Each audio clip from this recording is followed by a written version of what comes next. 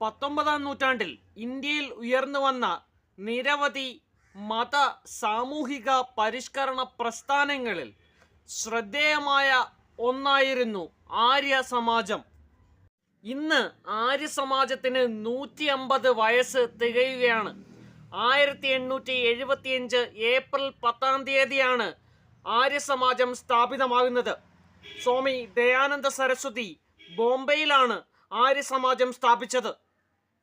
Colony വാഴ്ചയ്ക്കും സാമൂഹിക അസമത്വങ്ങൾക്കും ഹിന്ദുമതത്തിലെ orthodox ചിന്താഗതിക്കും എതിരെ വേദങ്ങൾ ഉയർത്തിക്കാട്ടിയ ജീവിത ദർശനം മുന്നോട്ട് വയ്ക്കുന്നതായിരുന്നു ആര്യ സമാജത്തിൻ്റെ പ്രവർത്തന രീതി.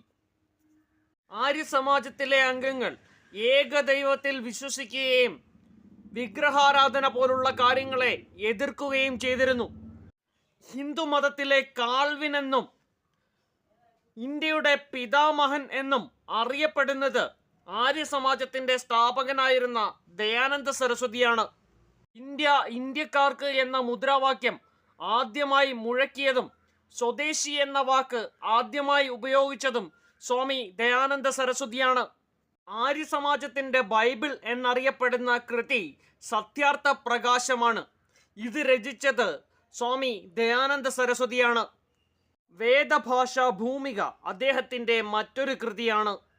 ഹിന്ദു മതത്തിൽ നിന്നും മറ്റു മതങ്ങളിലേക്ക് കൺവേർട്ട് ചെയ്തവരെ തിരിച്ചുകൊണ്ടുവരുവാനുള്ള ശുദ്ധി പ്രസ്ഥാനം എന്ന മൂവ്മെന്റ് ആരംഭിച്ചതും സ്വാമി ദയാനന്ദ സരസ്വതിയാണ്.